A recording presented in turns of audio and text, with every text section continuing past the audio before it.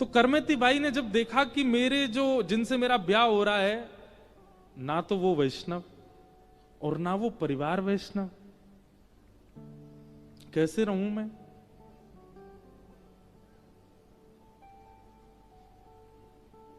Karmeti by ने खूब सोचा, माता पिता की आज्ञा मुझको माननी है, माता पिता को निराश नहीं करना है, पर अपने पिताजी से जाके कहा, पिताजी आप ये तो सोच लीजिए कि जिससे मेरा ब्याह हो रहा है उसको दूर दूर तक भक्ति का कोई लक्षण नहीं है, मैं कैसे जीऊंगी उसके साथ? लेकिन प्राचीन काल में माता पिता, हो जाएगा बेटा, तुम सब कर दोगी, तुम्हारे साथ रहने से फिर हो जाएगा। करमेती बाई बोली, मैं अवसर नहीं देना चाहती हूं अपने आप को या किसी और को, ये मेरा अंतिम जन्म है, मुझे इसमें अपना कल्याण करना है। मैं अब ये देखूंगी नहीं कि उसके साथ जाके उसको फिर भक्त बनाऊं, जिसमें अभी से ही संस्कार मांस मदिरा आदि के हैं, वो कैसे भगवत भजन करेगा? लेकिन पिताजी नहीं माने। अच्छा कुल है, अच्छा खानदान है, अच्छा सब संपत्ति है, कोई बात नहीं। करमेती बाई बहुत परेशान हो गई। जिस दिन करमेती बाई का ब्याह था, जैसे जैसे बारात आती जा रही है, करमेती बाई इतना चिंतन में कि क्या करूं।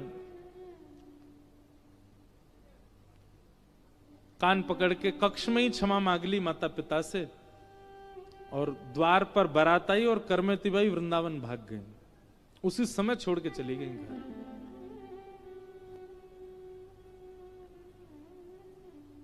बहुत सुंदर चरित्र है करमेती बाई का। आपके पीछे सैनिक लगाए गए ढूंढने के लिए, तो सैनिकों से बचने के लिए स्थान ढूंढी, कहां जाऊं? तो रेगिस्तान था। उस रेगिस्तान में एक मरा हुआ ऊंट पड़ा था। उस ऊंट के कंकाल के भीतर करमेती बाई 3 दिन तक बैठी रही।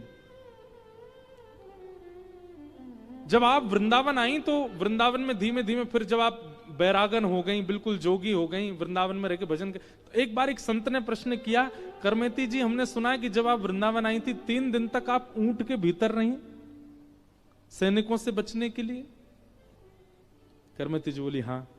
आपको दुर्गंध नहीं आई वहां पर? हम तो मरे हुए जानवर के पास नहीं, जानवर कहीं दूर मर जाए तो उस स्थान में नहीं खड़ा हुआ जा सकता, आप उसके भीतर 3 दिन तक बैठी, आपको दुर्गंध नहीं आई? करमेती बाई का उत्तर बहुत सुंदर है, समझ में आ जाए तो बड़ी बात है। करमेती बाई कहती हैं,